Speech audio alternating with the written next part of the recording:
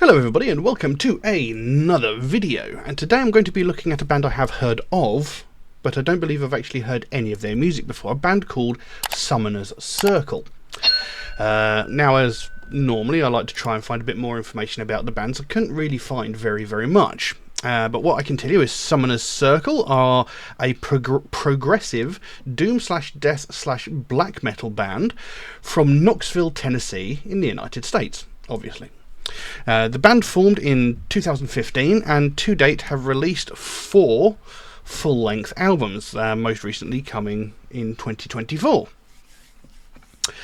Now, like I said, not heard their music before. I have heard of the band before, and as most of you know, doom is typically among my absolute favourite genres of metal music, but progressive doom I'm not overly familiar with, I don't think. So I'm intrigued to see where this is coming from. Mix that with death and black metal elements as well. Could be interesting. Now today we're going to be looking at a track called Cult of the Dead Sun. Sounds exciting. I do have some lyrics here, so hopefully they'll be accurate. And yeah, not sure what to expect, but have a vague idea. So we'll just jump into the track and see what we've got. But before we do that, if you could take a moment to like and subscribe, it would really help me out. You know, I've been doing this for about 6 years now, and very few people that are actually subscribed are actually watching my videos. And that's kind of disheartening, you know. Like I said, I've been doing this for about 6 years. I put a lot of time and effort into making these videos, and, you know, I like to think I do something different than most other reactors who simply look at a piece of music and go, yeah, I like it, or no, I didn't like it. You know, I like to discuss the song, I like to discuss the lyrics, you know, go more in depth with my reaction to the actual song, which not many other people do. Maybe people like that, maybe people don't, but, you know, I thought it might be something people might enjoy, but I don't know. But anyway, if you could like and subscribe, it would really help me out. It takes a fraction of a second, it doesn't cost you a single thing, and it makes the biggest difference to me and the channel. But enough of that, let's jump into this track and see what we've got. So this is Cult of the Dead Sun by Summoner's Circle. Let's have a look.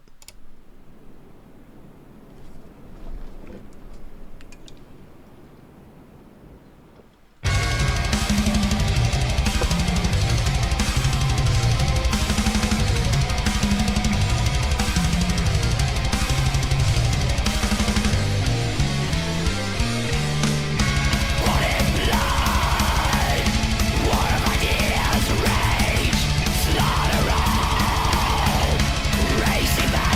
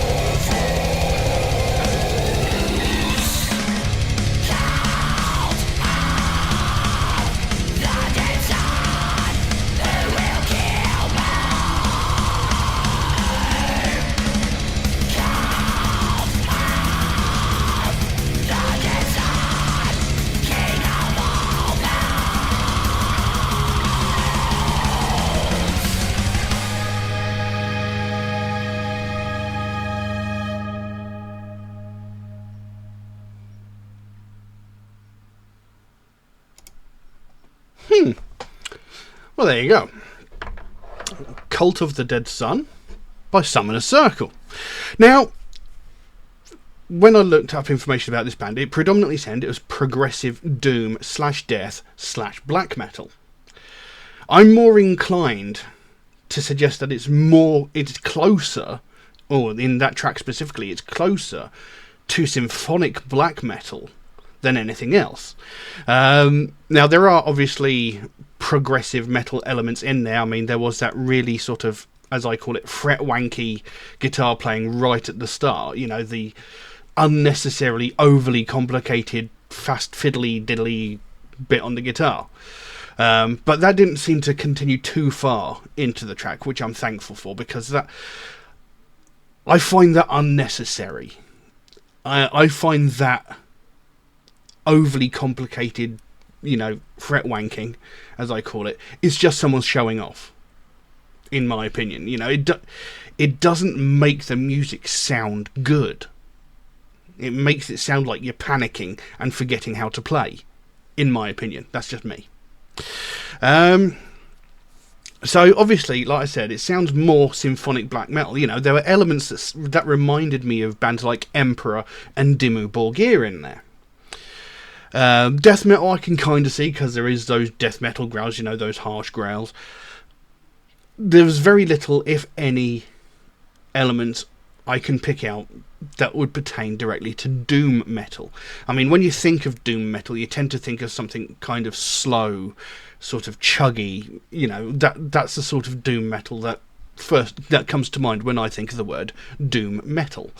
There was a little bit in the middle that might have sort of alluded towards that, but for the most part, like I said, more symphonic black metal than anything else. But this is only one track. Other music, older music, maybe, might have sort of leaned more into the doom metal sort of side of things. But not this track in particular. So there's that. But don't get me wrong, I still liked it. I've mentioned many, many times in the past that I have a sort of love-hate relationship when it comes to black metal, That there's really good black metal. And this, I would put in that category. It is good black metal. Bands like Emperor, Dimmu Borgir, Hecate Enthroned, they are good black metal. And then you get the sort of okay black metal, which is sort of tolerable. And then you get what I call the bathroom black metal, where it sounds like, all the band members are playing in completely different houses, playing completely different songs in a bathroom, because the sound quality is just so awful. There's that black metal, and I don't like that at all. I think that's just very poorly put together. Again, that's just a personal opinion. Excuse me. Now, the actual song itself, Cult of the Dead Sun, it hadn't occurred to me to start with what that might allude to, but in reading the lyrics, it kind of gives me an idea that the Cult of the Dead Sun is talking about Christianity or Catholicism, that sort of thing, anything that revolves around the Bible as we know it. Because let's face it, it is basically a cult, all based around the life and death of this one character. Yeah. And I mean, come on, he dies halfway through his own book. Anyway, that's what it seems to be talking about. It seems to be talking about the whole Christian, Catholicism, Jesus Christ sort of religion. The song goes, born in blood, war of ideas rage, slaughter all racing. The way these lyrics are written, it's been written very, very badly, so I can't really think. Born in blood, war of ideas rage, slaughter all racing backwards, corrupt piety to the son of fiction. Cult of the... Now, the lyrics go a bit weird here, and it sounded right on the song. Cult of the deserted dream of death. That's what it sounded like it said, and the written lyrics I found, the only ones I could find, are a little bit disjointed on that particular line. So, born in blood, corrupt piety. Piety is like... Well, being pious is to be a incredibly religious person, that sort of thing. So corrupt piety, corrupt religion, that sort of thing. To the son of fiction. I love that line. The son of fiction. So obviously Jesus Christ, allegedly the son of God, who no one can actually prove exists. Granted, no one can prove he doesn't exist, but, you know, you turn to a religious person and say, okay, show me proof that God exists, and they go, well, God created this, and that's not evidence that God actually exists. That's what you read in a book that was written by misogynists, liars, and racists thousands of years ago, and you're just accepting that to be true. There is no actual empirical evidence that God exists, therefore God is a fiction. I've always said, like, I do not believe in God. I do not believe he exists. I do not believe there is such a thing. But if anyone can provide me with empirical, irrefutable evidence that God does actually exist, I will change my mind. But until that point, I staunchly, you know. So I'm open to the idea that he could exist if someone can actually prove it. And, you know, he's saying that you created a cult to the son of fiction, God being the fiction. Anyway, you made a cult of the dead son. Who will kill more? Cult of the dead son, king of all false. So again, you created a cult of a dead son. So you created a religion around this dead son, this Jesus character who got killed, you know, so he is the dead son. Who will kill more? Another great line, because so many wars are created in the name of God. So many atrocities are perpetrated in the name of God, whether it be Christian, Catholic, or any other religion. It's always in the name of God. Religion has been responsible, or has been the excuse for so many conflicts. It is unbelievable. And then there is the fact that throughout the Bible, you know, everybody sees Satan as the supreme evil, the most diabolical thing in existence. Whereas in reality, God murdered more people. In fact, he murdered almost 10 million more. God murdered 10 million plus people throughout the entirety of the Bible. Satan killed 10. So who will kill more? God. And, you know, as another thing as well was when Christianity and Catholicism came up, you know, when it was on the rise, you know, it was one of those things. It's like, we're a religion, we spread love and acceptance and all that sort of thing. But if you don't accept what we are teaching you, we will kill you. And they don't teach love and acceptance because, you know, they think women should be servile to men. They think that if a woman is raped and impregnated, she should be forced to marry the man that raped her. They think that homosexuality is a sin and they should be killed. You know, so they don't teach love and acceptance. They're lying. They are full of shit. So there's that as well, you know. And, you know, it was the way of Christianity and Catholicism, you know. It's like, if you don't accept what we are teaching you, we will kill you unless you change your mind. So, you know, they are not nice religions as people think they are. You know, people read the Bible and they only pick and choose the things they want to believe.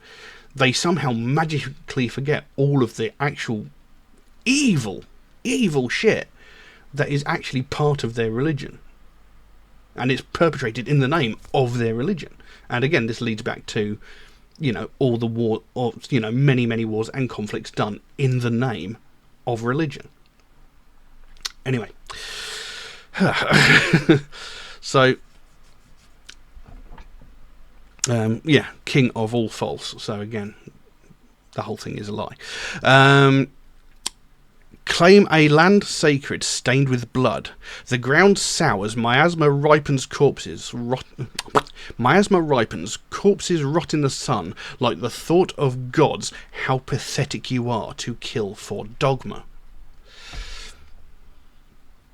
So, you claim a land again. Catholic armies and stuff like that, claiming land and killing millions to say, right, this is a holy land now, this is our land now, and we've claimed it in the name of God. But really, you've committed atrocities to claim that land in the name of a all-loving deity. And how pathetic you are to kill for dogma. Now, I can't actually remember exactly what dogma means.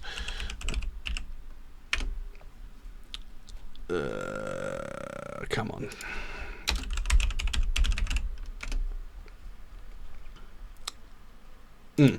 Dogma it's a principle or principles laid down by an authority as as incontrovertibly true. So, again, they've read this thing in the Bible and they believe it to be the truth. They are so certain that this is the truth. So they go out and kill in the name of God to cleanse the evil and the sinners, because this is what the Bible says should be done, and it's like, you're pathetic, you're taking the word of a book that was written thousands of years ago by bigots, liars, racists, sexists, homophobes, that sort of thing, and you're accepting that as the truth. It's pathetic. Next you'll be trying to stop the hobbits from getting to Isengard because you believe that's real as well. Anyway, it goes. Cult of the Dead Son, who will kill more? Cult of the Dead Son, king of false. Dead son, who will be next to die? In the wake of your fragility, your might amounts to nothing. A cancer waiting to devour itself, spreading decay among despair. And we stand our ground and curse your name, for no dead son will reign. For no dead son will reign. We renounce your son, dissolve your claim. So again, who'll be next to die in the wake of your fragility? So again, it's like God essentially sacrificed his own son. I mean, who does that? They killed their own son. And it's like, just kidding, brought him back to life. Anyway. So it's like, who are you going to kill next? You flooded and killed everybody on the planet because they didn't do your bidding. Because they developed free will. Because it didn't work out the way you wanted it to, You killed millions. Who's going to die next, in the wake of your fragility? Just because things didn't go your way. Just because people didn't follow you blindly and do your bidding, because we weren't slaves, mindless drones to your will. You killed everybody. How many more are you going to kill just because things aren't going your way? It's disgusting. It's pathetic. Your might amounts to nothing. So it's like, you claim to have power over all of us, but in reality, what are you really doing? If God was so powerful, if God was so almighty, all-knowing, and all-caring, would there be disease? Would there be famine? No. If he loved all of his creations, he would make sure that nobody suffered such. It's a cancer waiting to devour itself. Spreading decay among despair. So again, all religion does, it spreads discord. It's cancerous. It's disgusting. Religion, as is claimed, is supposed to bring people together. It's supposed to unify people, but it doesn't.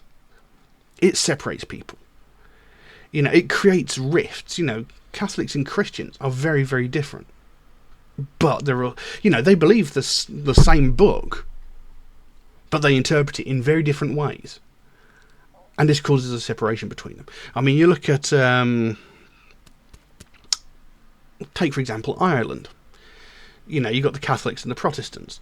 There used to be some really brutal wars between those two, all in the name of religion.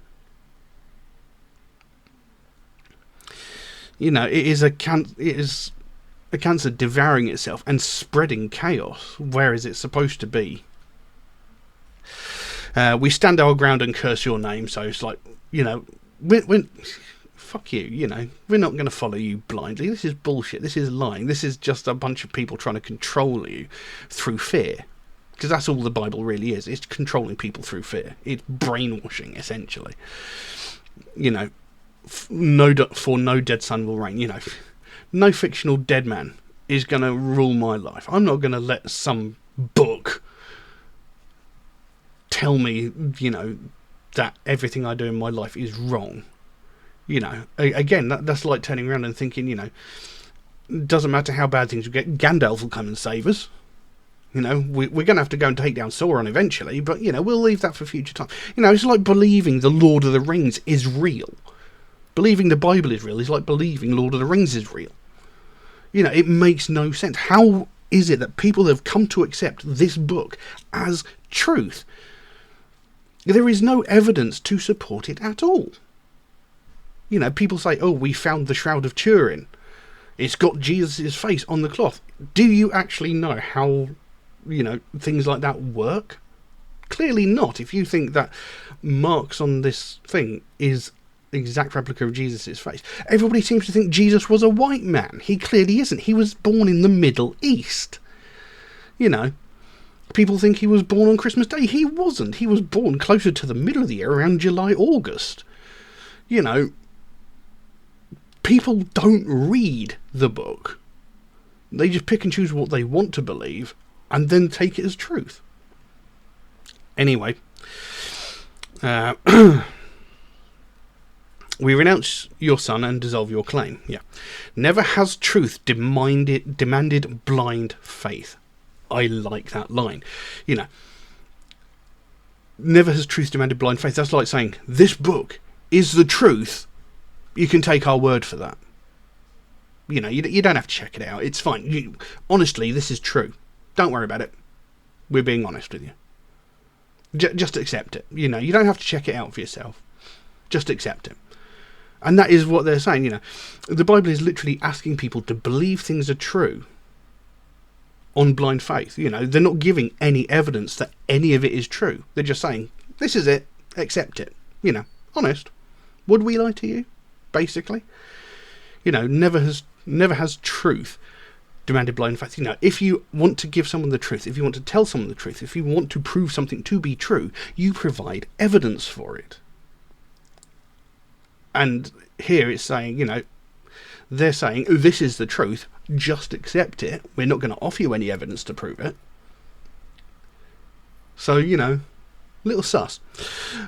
We stand elevated on smouldering embers, your church in ashes, you made a cult of the dead son. Who will kill more? Cult of a dead son, king of all false. Cult of a dead son, who will kill more? Cult of a dead son, king of all false. And there we go, that's that. So, it is basically just a poke in the eye at religion, because it's like, your whole thing is built on ridiculous ideas. You're asking people to just blindly follow this book and believe everything in it is truth without any evidence whatsoever. You're believing that this God, this pure being of pure good, love and acceptance, you're believing that, whereas in reality, in the Bible, he is actually the most evil thing you could actually think of. He killed millions because they weren't doing exactly what he wanted. And he's saying to kill people who are homosexual. He's saying that women should be servile. He's saying that if a woman is raped and made pregnant, she should be forced to marry her rapist. It's disgusting when you actually read these things. And then you actually look at the religions themselves. How many priests have been arrested for diddling with kiddies? Loads. They're all hypocrites, they're all liars. And that's what this is basically saying. Your whole religion is a joke. It's a big lie. And that seems to be what he's talking about. And as you can tell, this is something that really grates him. People can believe whatever they want. That's up to them. But when people start using it as an excuse for their actions, when people start using it to justify things they've done, they're going too far. And I don't care what religion it is. You can believe whatever you want, but as soon as you start using it for evil purposes, you can fuck right off. I want nothing to do with you. But to believe that this is all true just because it's in a book from thousands of years ago with no evidence is just pure stupidity, is pure ignorance. You know, there is nothing to prove that anything in that book is real.